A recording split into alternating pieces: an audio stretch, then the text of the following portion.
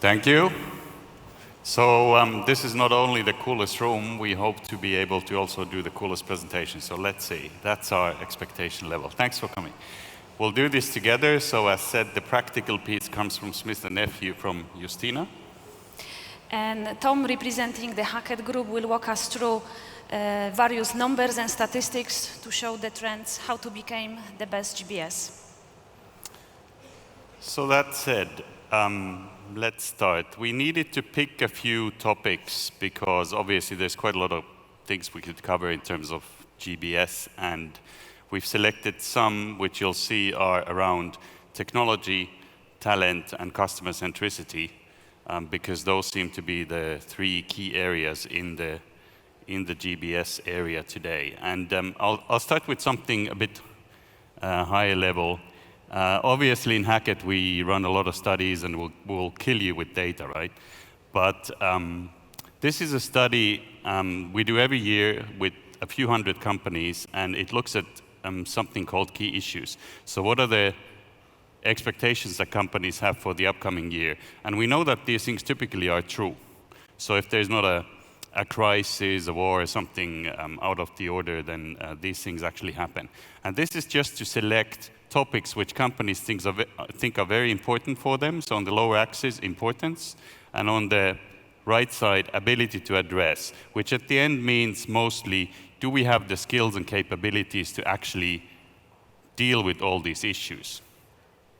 And you can see there's some function-specific issues, some enterprise-wide issues, and in summary, if you take all these issues and sort of summarize into 5 broad categories, you'll get these things on the right side.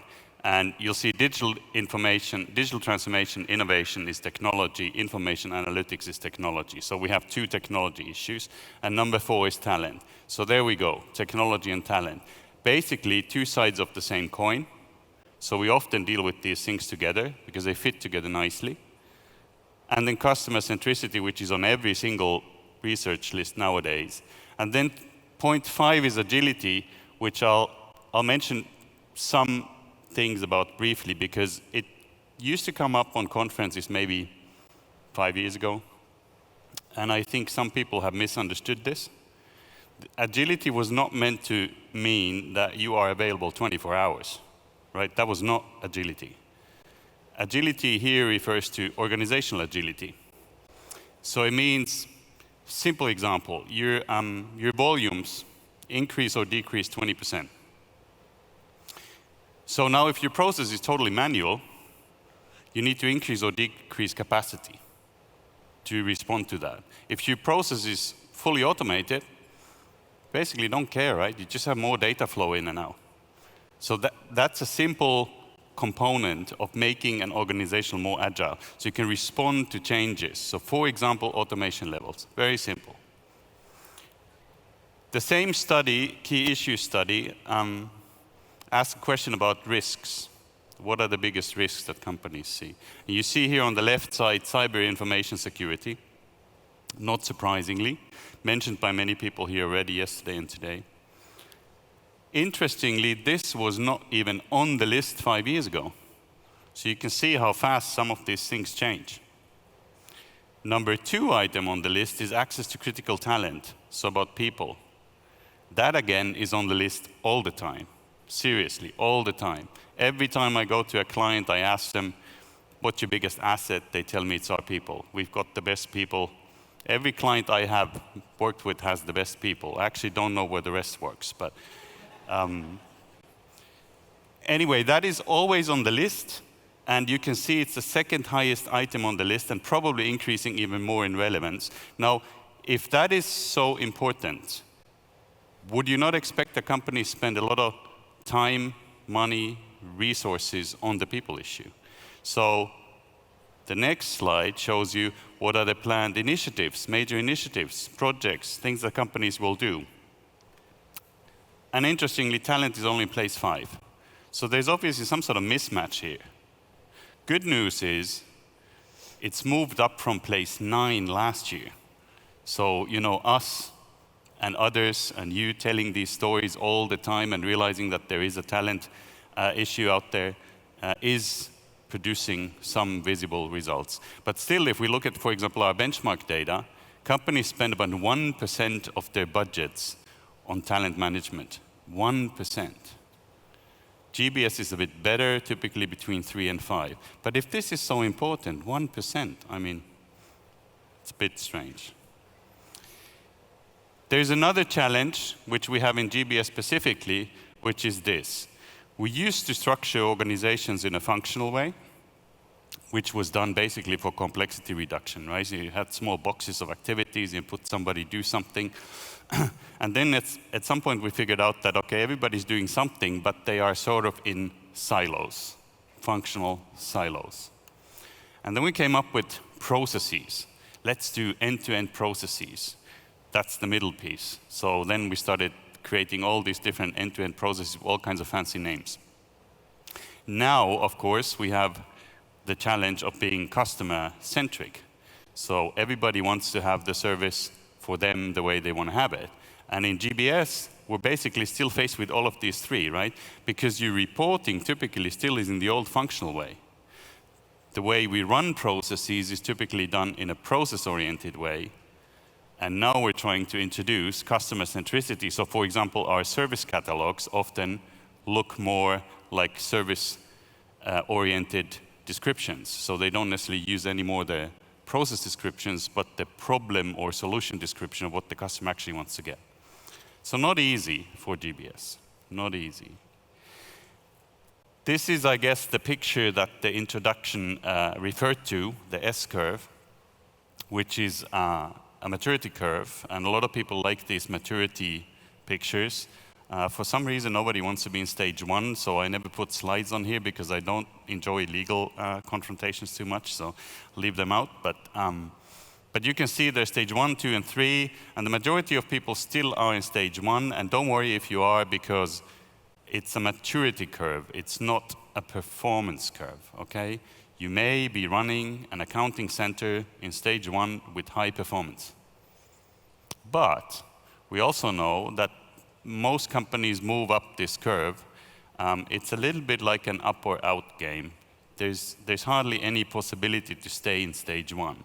You cannot really be running a 100 FTE accounting center as it is forever, for a lot of reasons. But for example, if you have 4% productivity target, next year you would have 96 FTEs if you don't change anything else, and then 92, and so on.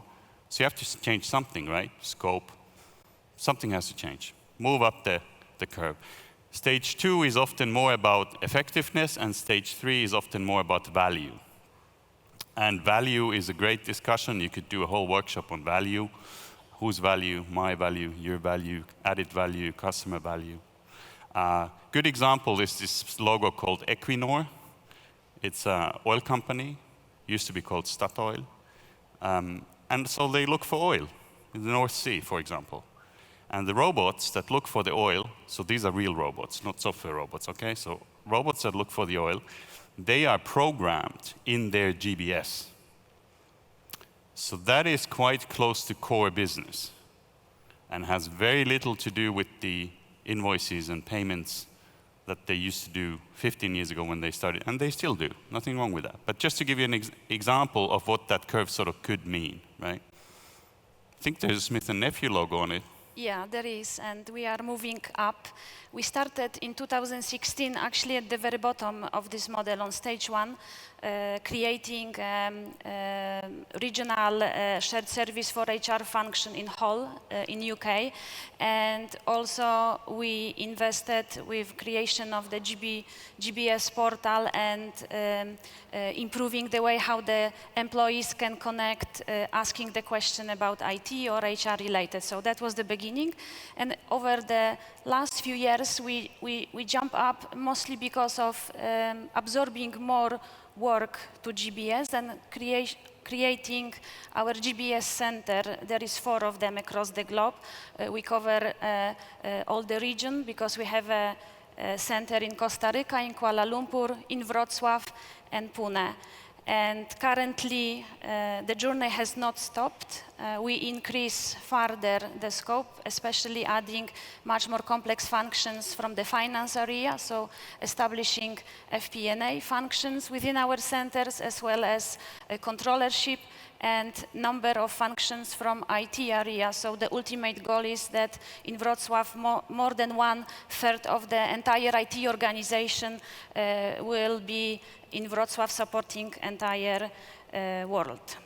And from 2016, we also nicely cooperate with Hackett team, so we can measure every year how we are progressing, and actually it helps us to get the focus area and the priority to be very efficient in this journey.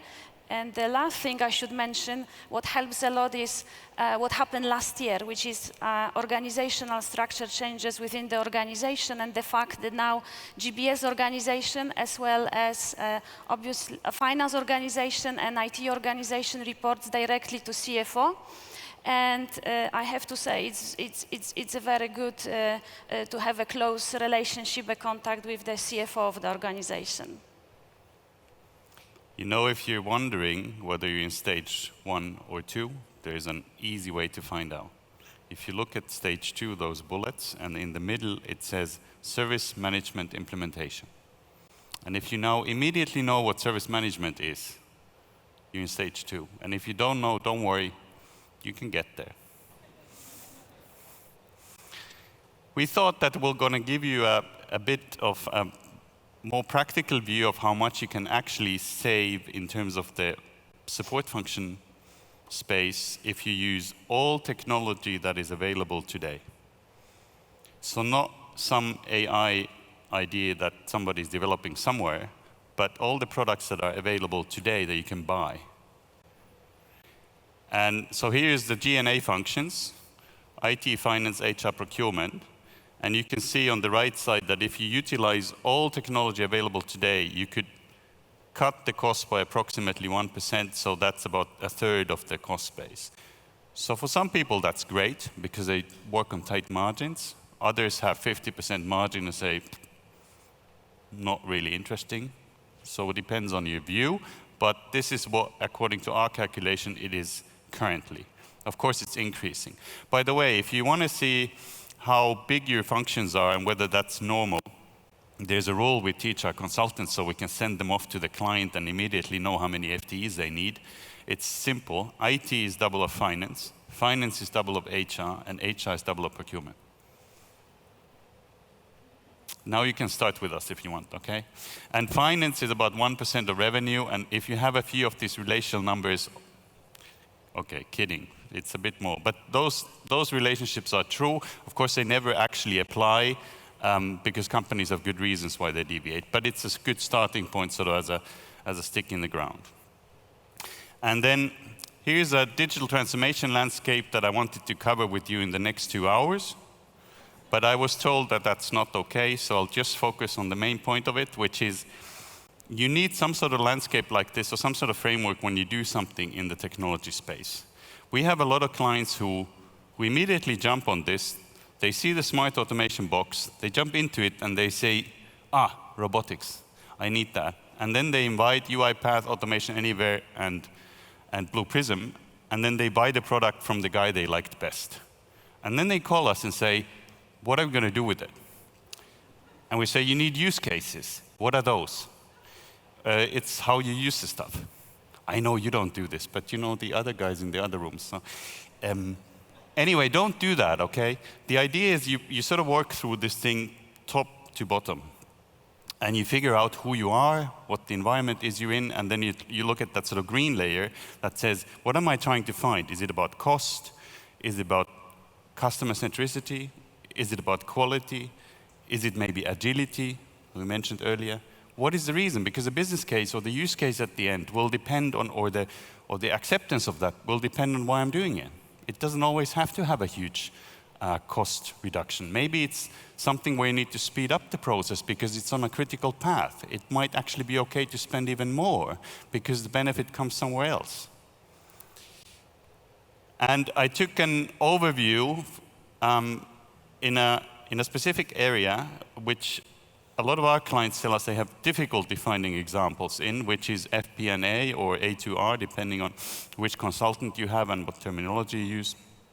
So the controller's world in terms of planning, budgeting, forecasting, and so on.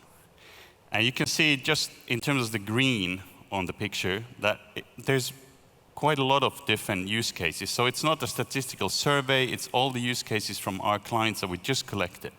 You can see both in RPA as well as in cognitive chat or orchestration, SharePoint, ServiceNow, things like that.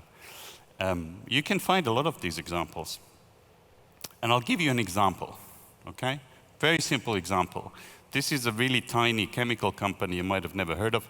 And what they did some years ago is they said, can we forecast with a robot or a system instead of using the 3-digit number of controllers who deal with this today in that organization? And you can see the blue bars, so the dark is the people and the light blue bar is the system. And the timeline on the bottom is left is short-term forecasting and right is long-term forecasting. You can see that only in the short term, there's one comparison where the people were more accurate in forecasting than the system. And of course, that had to do with a few parameters, inputs that the system didn't have. They quickly changed that, and then you need to come up with a solution what to do, because now the system is doing it better. I've still got the hundreds of controllers, but the solution is simple because according to our benchmarks, controllers spend about half their time collecting data, half their time analyzing and doing what they're supposed to do, which is decision support. And they're trained for that. They often went to university. They are educated for the decision support, not for the data collection. Companies pay them for the decision support, not for the data collection. So half the money is partially wasted. They don't want to do that either. They want to do the decision support. The labor market is tight, so we don't need to protect jobs based on some strange reason. So there's only winners. And for this, you don't even need AI. It's basically SAP and a little bit of programming on top. It's fairly simple. And it was done already years ago. That's why I took it, because I know it's working. We then tried to look at all these case examples I showed you and said, is there one type of technology, one technology family or area that you need to implement because that solves most of the problems? Or is it about all of them? And you can see here that if you look at the percentages, most of them are relevant. So basically the solution is not only RPA, or it's not only one type of solution. They're all good and you need all of them. But the trick is to combine them, to have the fitting components put together and combine them so it works for you. And now if you look at sort of what is available in terms of different logos, different solutions, and this is just a small list, right? But there's so many new things. Basically, you could produce a slide like this on a monthly basis with new logos. But the point of the slide is not to show the logos. The point of the slide is to say, if we now link this with the talent side, because the technology is there, the thing stopping us is not the technology, it's the people, because we're often not capable of doing these things so quickly. Many of these developments are way too much for the majority of people. The brakes are on the people side, not on the technology side. So I like these technology presentations where they show all this fancy stuff, but in reality, the real struggle is finding all the people who can do this, and then explaining others how to participate in this process. And if you look at this picture, do you know anybody in your company who knows all these logos?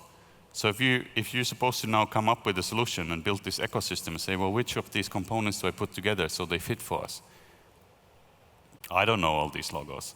And I would think that in most companies it's difficult to find somebody who can look at this and immediately knows how to do it. So that's the talent issue we have here. And then I mentioned automation levels in the beginning in this agility example. And remember, we're in GBS, shared services, outsourcing. We do those transactional things that typically are measured constantly and everything's super metrical. We provide in Hackett 30,000 metrics, not that anybody needs that, but they are there. And we measured in the GBS study specifically automation levels. We asked people, do you measure? And what do you do with it? And the result here was, the blue bar on the left says 51% of people don't know because they don't measure their automation level. So I wonder how people know that they need this tool or that tool, or they absolutely need RPA, or they absolutely need something else if they have no clue about their automation level in the first place. And I'm being a bit sarcastic on purpose here, right? But we're discussing shared services. We've been doing this 25 years, and still half the people don't even measure their automation level. And it's all about automating, isn't it? A bit strange. And then in terms of sort of ending the technology piece of the presentation, there's a great quote that tells you sort of as a guidance what to do. When digital transformation is done right, it's like a caterpillar turning into a butterfly. But when done wrong, all you have is a really fast caterpillar. And you don't need a really fast caterpillar. You can always measure that and say, we've increased 5 kilometers per hour in speed, but that's not what we want. Okay, so then let's move to some other topics, not just technology.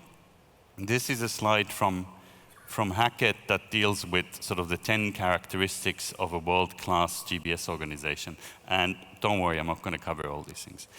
It's just to show that most companies have dealt with the things on the right side of this picture. And the music is playing more on the left side of this picture, and it is in those blue areas. So you see talent, technology, customer centricity. So we keep getting these same themes, whether they're on the overall level for an enterprise or in GBS. And I know you have seen this, and I know you remember these things, but just to recap, some years ago, there was this great study from Oxford that really generated a lot of discussion, because it said 30% of all jobs are going to go away because they're all going to be automated. And immediately there was a lot of news about, revolution starting, mass unemployment, cars are on fire, your job's gone. Okay? And I'm not saying it's right or wrong, just you might remember it's only 4 years ago. And what you could do, you could go on this webpage and you could enter your job. And you could enter, for example, chartered and certified accountant, then the tool would tell you how probable it is that your job is gone, automated by robots. In this case, 95% probability. And because it's a British page, and they are very friendly and sophisticated people, they say, it's quite likely. No kidding. I think where I live, we would have said it's dead. But anyway. This same type of tool exists. Today there's a page called Will Robots Take My Job? And now you can see they use natural language generation, and then the robot says, you are doomed. So there you go. Point of this story is, we don't know. 4 years ago we thought this is what's going to happen. Now all the labor markets at least from Germany to Finland and everything in between are tight. Everybody's looking for people. Some countries are paying bonuses for importing people. And if you look at different roles, then certainly some roles are going to change, maybe even disappear on the left side here, and some new roles are going to be created. And we don't know exactly what the balance will be. I think yesterday somebody quoted this famous study from World Economic Forum, which we also use quite often. I think it's a great study, and typically we trust that the Swiss are neutral, as said yesterday. But we don't know, because it might change again. So maybe in 5 years we're back to the burning cars, who knows? But on the data scientist, for example, which seems to be number one if you go into LinkedIn or Indeed or all these different pages, you ask the recruiters here, they will tell you good answers on that. I saw a US professor present on this topic, and he had calculated that we need 50 million data scientists in the next 10 years. So we're not talking 100 people. And the university output globally currently is 1 million. So even if the guy is completely off, there's probably still a lot of gap. For Smith & Nephew, maybe I will give you the example. In terms of the traditional role, we have, as I said, you are currently establishing controllership. FP&A is already there. But what is different and how the traditional roles are changing, I'm sure you know about it, but it's not about someone who knows exactly how to book things, how to do SOX and all these technical aspects, but it's needed that FP&A team knows exactly how to present in a proper format to the CEO all the numbers, and the controllership is a team like a standalone in Wrocław, but they have to work across the world and work in a very complicated matrix organization, so the soft part of the skills becoming more and more critical, and I think we already heard about it yesterday and even today morning.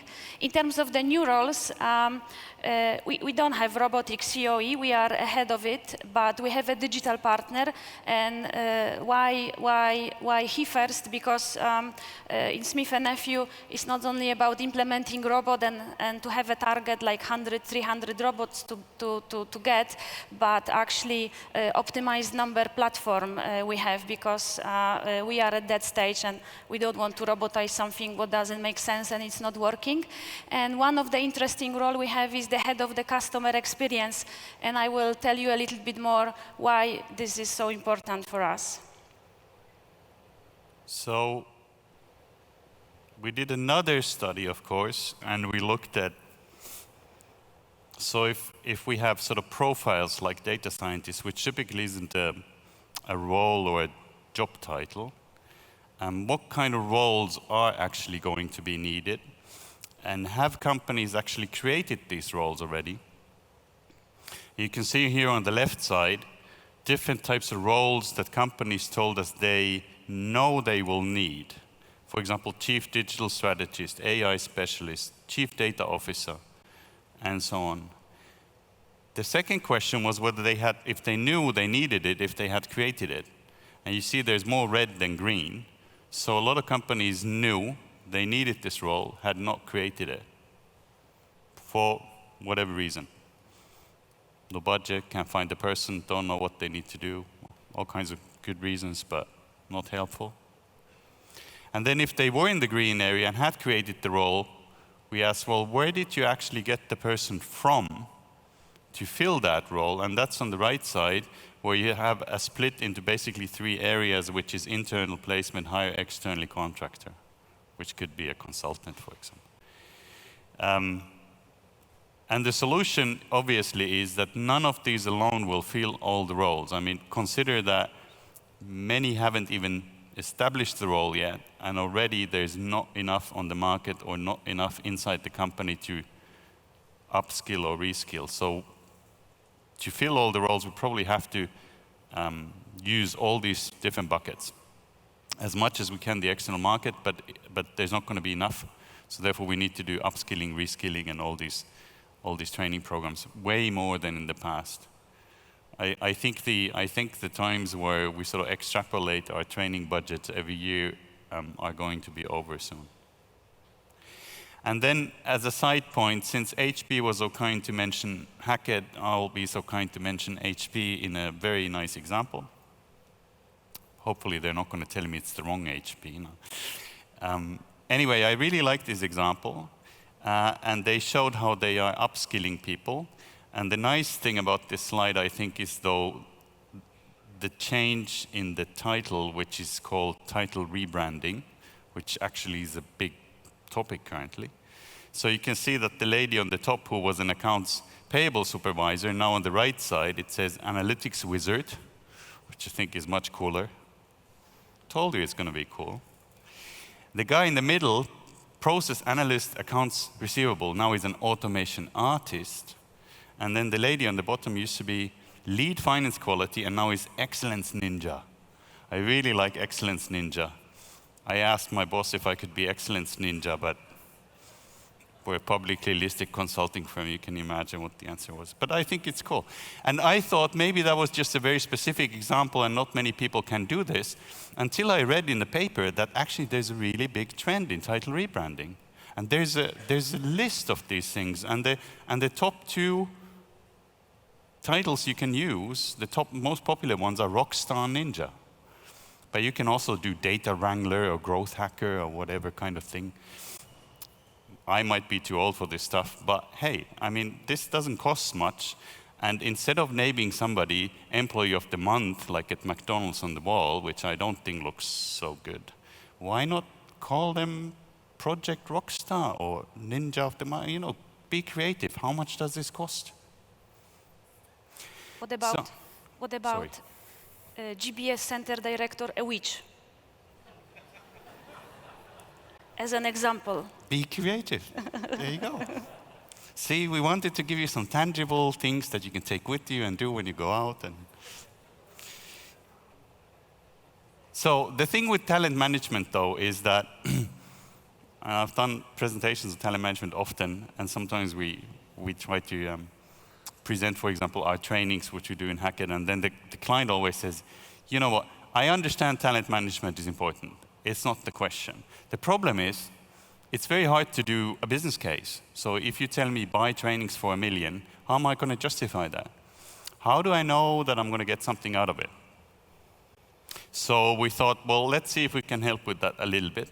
We can obviously not prove that any specific training will, you know, give you these many savings or that much better EBITDA for your company. But what we can do is we looked at what we call talent management in Hackett, which is these 6 boxes of text.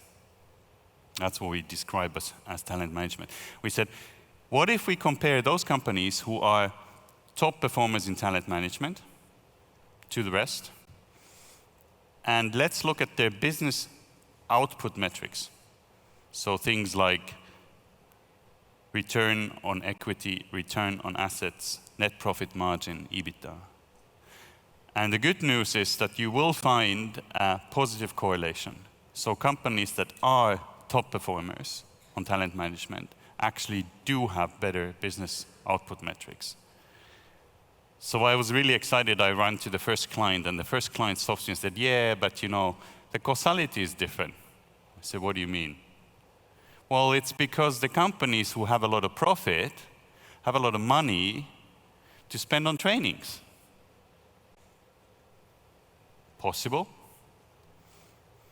But I would say this is a sort of hen and egg discussion, isn't it?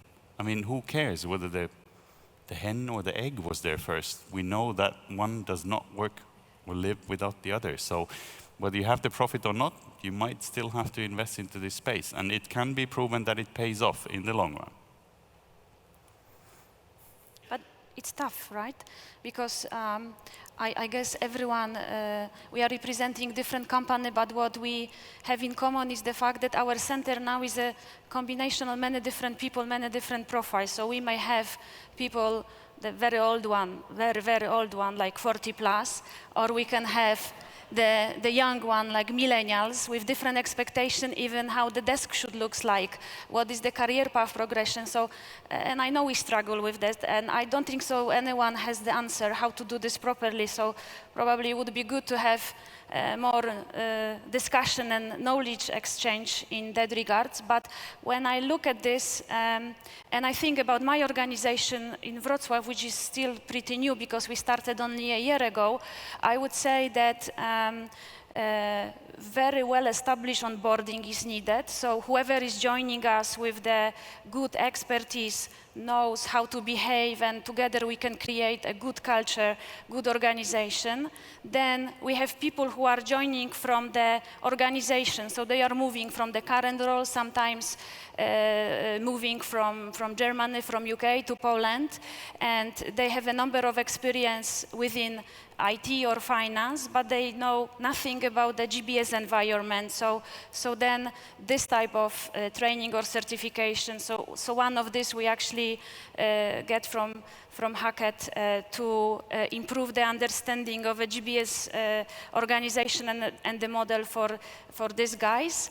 And finally, on the other slide, Tom, you had this role of behavioral scientist as a future title. And I think in regards of this slide about the training and talents and how to help the guys, I would say that this should be actually a role within our organization. I don't have such role yet. I'm using sometimes the external provider to help me with different situations and to help people, for example, to be more resistant, more resilient because of the situation, and especially when there is a big transformation with the organization in three main areas, IT, finance, and HR, and lots of people are under restructuring program, tension is high, so this is what is needed. We also would like those guys that are joining us to be like, to do everything, to be flexible, to be knowledgeable, self-sufficient, speaking 5 languages, and so on and so forth. And I thought sometimes it's just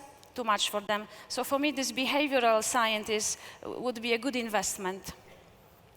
And now I am in trouble because it's my part, and it's very difficult to talk, Tom, after you, and everything what you presented, but I will try. I would like to start with a very brief explanation who we are, what the company is, Smith & Nephew, because you may not know that much, as majority of you are very young or you don't go to the doctor too often. And our company is a medical devices company operating in 3 different segments. One segment is the orthopedic segment, so in case, I hope not, but in case you have some problem with your knee or your hips, we can replace it for you. I mean, we can deliver the product, including the one that is very sophisticated and was announced last year, which is the knee implant, which is letting you to move your knee all the direction, not only this way, which is the regular implant. So I guess, especially when you get in or get out from the car, it's important that you can move your legs this way. So that's orthopedics. We also do some stuff for the sports medicine, so for damaged joints or soft tissue repair, this kind of product will be helpful. And the last one is the advanced wound management, which is different type of more sophisticated plaster, including the negative pressure, which means that even if you have a very bad surgery with this negative pressure equipment, you can get out of the hospital and still you can recover properly. I would like to link, Tom, to what you said today, that the priority now is the customer centricity, it's talent and technology, and would like to link with the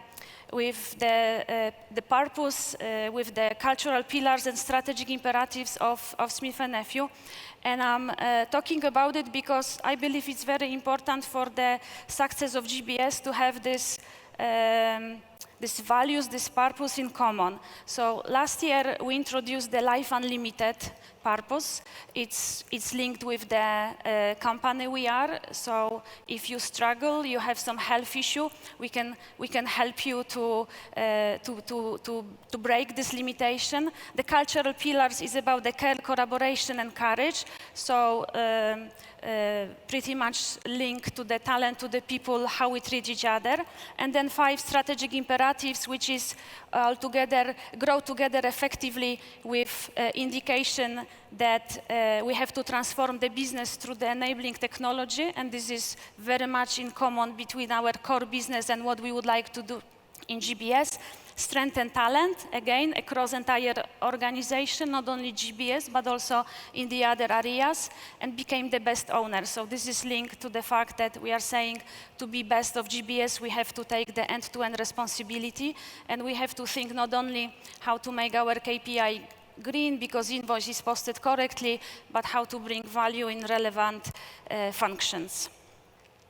And finally, our GBS purpose, which is underpinning we do, is an ongoing effort to listen and to feedback and continuously improve to achieve superior customer experience.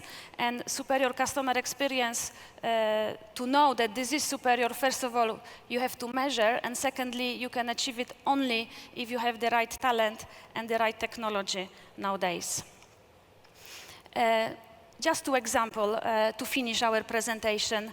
I thought that this concept about the shift and lift strategy may be interesting for you because whoever is from the IT area, I'm sure you know that concept.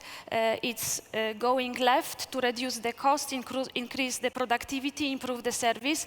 But we thought that that can be actually very nicely implemented not only within the IT area, but also for HR, procurement, master data. We also use it for travel and expenses, as well as recently added service for the US sales force, which in a company as our sales force is a big part of the employees. What this picture says is that if you look at your right side, on-site support, that's the most expensive, time-consuming support, and then on the right side, where you have self-sufficiency, where you use the knowledge portals to get the necessary information for you. The middle three boxes, that's what GBS is delivering in our organization. So this is about the agents, first-line support, and as I said, it's not only for IT, but also for the other function I mentioned. This is about the chat strategy, as well as the self-service portal and tools, which is basically raising the tickets and asking for a help in whatever employee may need. This is how it looks. This is based on the ServiceNow platform. What was important at the very beginning, to do it fast, because we wanted to start measuring the customer satisfaction through that, and then increase the independency of all the employees across the organization. The focus was very much about how it looks like and how easy you can understand, because portal is used across the entire organization, which means it's not only with the English-speaking country, but also in Poland or in China or other countries across the world. So that's why you can see that you have this expression order something, which is, I guess, very easy to understand all the other. And then you can go and search, you can go and click the box, so again, or you can go up and see the menu, open the drop-down menu and see all the services available. And we know that this is like almost repetition, because the same you can achieve through different ways, but what we learned through gathering the feedback, the customer feedback, is that someone would like to put something in a search, the other would like to press the button. And then knowledge portal, we started with something which you can see on the left side, and then progress with the visualization on the right side, and the knowledge base is growing now. And I have to say that it's extremely powerful, and the percentage of people calling or sending emails or even making a ticket is going down every year, and the use of the knowledge platform is increasing. At the same time, we are collecting the feedback. So I said that we need to know what our customers, they really want. So that's why we do this in 3 steps. First step is soon after you do a ticket, you got the question, how was it? How easy it was? Which means, can you find out quickly the type of the issue you have and select from the list, or maybe you had to put lots of words and explaining what you really need. The scale is from 1 to 5. If you score 1 or 2, then you get additional question. Can you please provide what you didn't like, so we can improve for the next time? If the score is very good, we also ask what was that great, so then also we can learn from this positive feedback. So this is customer effort score. Then customer satisfaction, which is again a question after the ticket is solved, your issue is solved, you get a question, how good was it? Again, score 1 to 5. If it was not good, why? And net promoter score, which is, to be honest, ahead of us to start using. We are ready for this year, and this will be done on an annual basis, and this is basically to measure what value you think GBS is adding to you. So that's about the feedback. And in terms of the automations.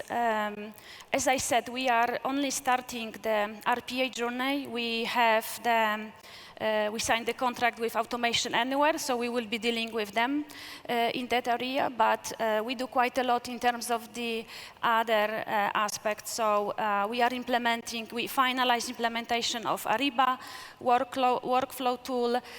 We do some stuff about the eForm and the recent one, which was quite significant, because as I said, majority of our our task force are sales reps. So they are traveling across the world, they do lots of expenses, and they were complaining that the time they have to spend on this is extremely high, and they cannot focus on the core job. So that's why we implemented an auditing tool on the top of the Concur, which means that now we are avoiding 100% Concur manual audit as well as a manager audit. So now it's done by the tool. The tool can learn as it goes. It's based on some scripts initially, and only the high risk and another percentage for some additional exceptions is checked, but the savings is, as you can see, quite significant. And within the sales force, the saving was more than half, 55%. That's all.